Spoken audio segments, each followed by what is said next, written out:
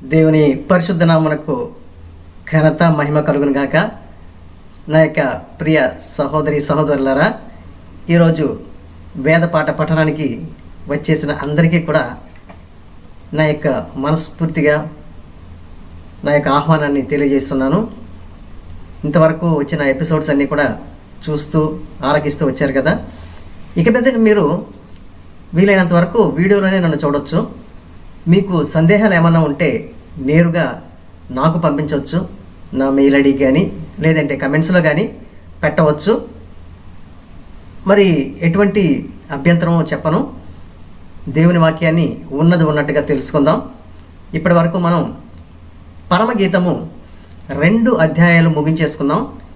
ఈరోజు పరమగీతం 3వ అధ్యాయాన్ని చదువుకోబోతున్నాం. మరో విషయం ఏంటంటే, ఒక సంతోషకరమైన విషయం, మనకి సరోజ అనే సిస్టర్ గారు కూడా బైబిల్ వాక్యాన్ని చదవడానికి మనతో వచ్చారు. ఆవిడ చాలా బాగా చదువుతుందండి.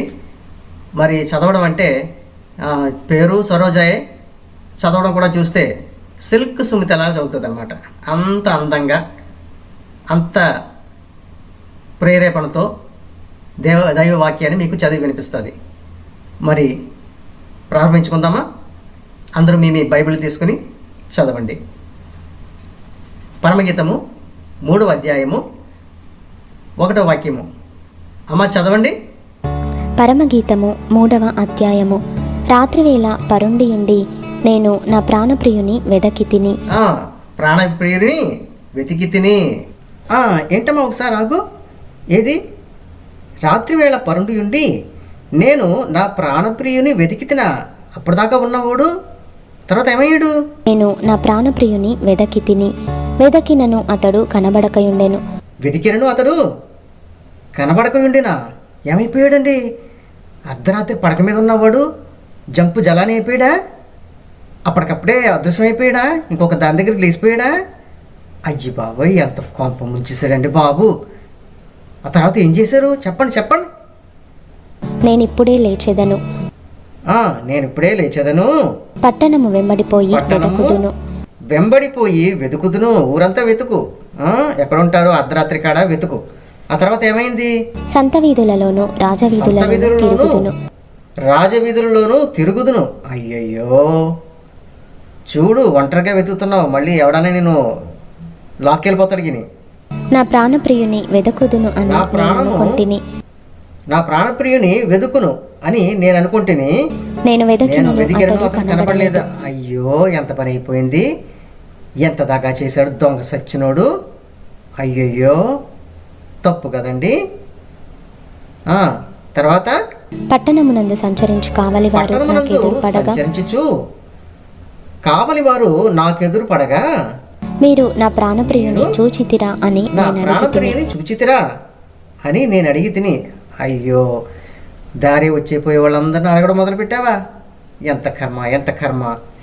నేను వారిని విడిచి కొంచెము దూరం పోగా నా ప్రాణప్రియుడు నాకెదురుపడెను. ఎదురుపడ్డా? చిక్కాడు లంబడి కొడుకు పట్టుకుని, కాలర్ పట్టుకుని 4 ఉతుకు పక్క మీద పడుకుని ఉండగానే లేచి పారిపోతాడా ఇంకొక దాంతో? చెప్పు తీసుకుని కొట్టు. ఇవన్నీ ఎవడు నేర్పించాడు? యేసు అనేటువంటి గోసిగాడు బైబిల్ మధ్య భాగంలో రాసి పెట్టుకుని ఇటువంటి పనులన్నీ వీళ్ళకి నేర్పిస్తున్నాడు. వదిలిపెట్టక నేను అతని పట్టుకొంటిని. నా తల్లి ఇంటికి అతను తోడుకొని వచ్చి తిని. నన్ను కనిన దాని ఎరలోనికి తోడుకొని వచ్చి తిని. తీసుకొచ్చావు కదా, తలుపులు మూసి సరిగ్గా బాదు. ఎవట్రా ఇలాంటివన్నీ నేర్పించాడు నీకు? ఎక్కడి నుంచి నేర్చుకున్నావు? నువ్వు ఒక క్రైస్తవుడువా? నీకు సిగ్గుందా? నీకు లజ్జ ఉందా? నువ్వు మళ్ళీ పరిశుద్ధం గురించి మాట్లాడతావు. సియోన్ అంటావు, పరలోకం అంటావు. నువ్వు చేసే పని ఏంటి? అర్ధరాత్రి కాడ పక్కలో పడుకున్న వాడివి ఇంకొక దాని దగ్గర పరిగెడతావా నువ్వు అని వీడికి నేర్పించిన పాస్టర్ని కూడా చెప్పు తీసుకుని కొట్టు. మామూలుగా వదలకాలే.